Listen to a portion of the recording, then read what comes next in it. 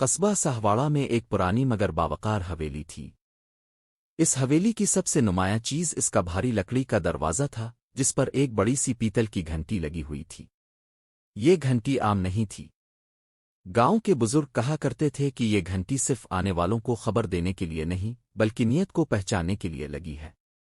جو شخص لالچ غرور کے ساتھ اسے بجاتا وہ جلد بدیر خود اپنی ہی چالاکی میں پھنس جاتا۔ اسی حویلی میں رہتی تھیں بی اماں رحمت اللہ۔ عمر اسی کے قریب، کمر ذرا جھکی ہوئی، مگر آنکھیں ایسی تیز کے سامنے والے کے دل کا حال پڑھ لیں۔ وہ کم بولتی، زیادہ سنتیں، اور ہر بات کو ذہن میں اس طرح محفوظ کر لیتی جیسے کوئی خزانہ سنبھال کر رکھتا ہے۔ لوگ کہتے تھے رحمت اللہ بڑھیا خاموش رہتی ہے، مگر جب بولتی ہے تو حساب پورا کرتی ہے۔ بی اماں کا پوتا ارسلان شہر میں پڑھ لکھ کر بڑا ہوا تھا۔ شادی بھی شہر ہی میں کی۔ بہو کا نام تھا عائشہ۔ عائشہ خوبصورت، ذہین اور خود کو بہت ہوشیار سمجھنے والی لڑکی تھی۔ اسے یقین تھا کہ دیہات کے لوگ سادہ ہوتے ہیں اور وہ چند دنوں میں سب کچھ اپنے قابو میں کر لے گی۔ جب وہ پہلی بار حویلی میں داخل ہوئی تو اس کی نظر فوراً گھنٹی پر پڑی۔ وہ ہنسی اور بولی، دادی اماں، یہ گھنٹی بہت پرانی ہے، آج کل تو بیل سوئچ ہوتا ہے۔ بی اماں نے ہلکی سی مسکراہٹ کے ساتھ کہا، بیٹی، پرانی چیزیں آواز کم اور اثر زیادہ رکھتی ہیں۔ عائشہ نے بات کو مذاق سمجھ کر نظر انداز کر دیا۔ چند ہی دنوں میں عائشہ نے گھر کے نظام میں مداخلت شروع کر دی۔ نوکروں کو نئے حکم، خرچ میں اپنی مرضی، اور رشتے داروں سے فاصلے۔ وہ ہر بات پر کہتی، اب یہ گھر ماڈرن ہوگا۔ بی اماں کچھ نہ کہتی، وہ بس اپنی چارپائی پر بیٹھی تسبیح پیرت اور سب کچھ غور سے دیکھتی۔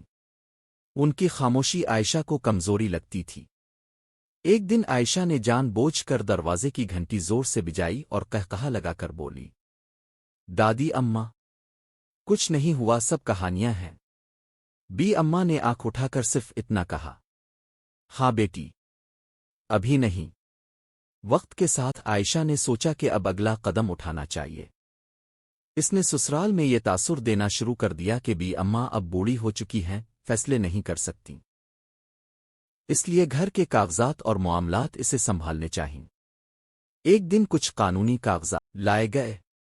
عائشہ نے بی اماں کے سامنے رکھ دیے اور بولی، دادی اماں، بس یہاں دستخط کر دیں، باقی سب میں دیکھ لوں گی۔ بی اماں نے اینک لگائی، کاغذات غور سے دیکھے اور دھیرے سے بولے، بیٹی، میں ان پڑھ ہوں مگر بے خبر نہیں۔ یہ سن کر عائشہ چونک گئی۔ اسی شام بی اماں نے قصبے کے معزز افراد، پرانے وکیل اور 2 معتبر رشتہ داروں کو حویلی بلا لیا۔ سب صحن میں جمع تھے۔ عائشہ گھبرا گئی۔ بی اماں نے صندوق کھلوایا۔ اس میں پرانے کاغذات، زمینوں کے ثبوت، دکانوں کی رسیدیں اور ایک لکھی ہوئی وصیت موجود تھی۔ بی اماں بولے، یہ سب میں نے برسوں پہلے طے کر دیا تھا۔ اس گھر کی کوئی چیز بغیر حساب کے نہیں۔ پتہ چلا کہ حویلی، زمین اور کاروبار سب بی اماں کے نام تھے اور ہر چیز کے لیے واضح ہدایات لکھی جا چکی تھیں۔ عائشہ کا چہرہ زرد پڑ گیا۔ بی اماں آہستہ سے اٹھیں اور خود دروازے کی گھنٹی بجائی۔ وہ گھنٹی پورے صحن میں گونج اٹھی۔ بی اماں نے کہا، یہ گھنٹی اس دن کے لیے تھی جب کوئی یہ سمجھے کہ خاموشی کمزوری ہے۔ عائشہ کی آنکھوں سے آنسو بہنے لگے۔ رات کو بی اماں نے عائشہ کو اپنے پاس بلایا۔ نرمی سے بولے، بیٹی، چالاکی وہ نہیں جو دوسروں کو نیچا دکھائے، اصل چالاکی وہ ہے جو گھر کو بچا لے۔ عائشہ نے روتے ہوئے کہا، میں نے خود کو بہت ہوشیار سمجھا، مگر اصل عقل اب کے پاس ہے۔ بی اماں نے اس کے سر پر ہاتھ رکھا۔ اب سمجھ آ گئی تو یہی سب سے بڑی جیت ہے۔ اگلے دن عائشہ نے سب کے سامنے معافی مانگی۔ اس کا رویہ بدل گیا۔ وہ سیکھنے لگی، سننے لگی اور احترام کرنے لگی۔ قصبے میں کہا جانے لگا، سہواڑہ میں گھنٹی نہیں بجی تھی، عقل کی آواز گونجی تھی۔ یہ کہانی ہمیں سکھاتی ہے کہ خاموش لوگ کمزور نہیں ہوتے۔ بڑوں کا تجربہ سب سے بڑی دولت ہوتا ہے۔